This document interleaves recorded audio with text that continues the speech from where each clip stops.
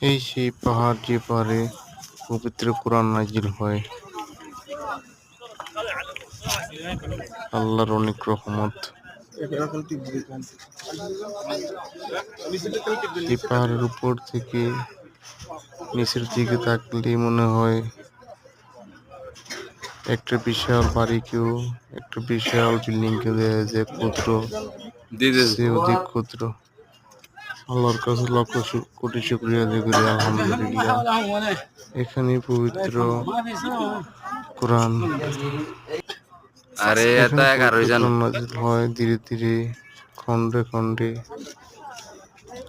পরে এখান থেকে সংগ্রহ করে সারা বিশ্বে ছড়িয়ে পড়ে। আল্লাহর অনেক রহমত।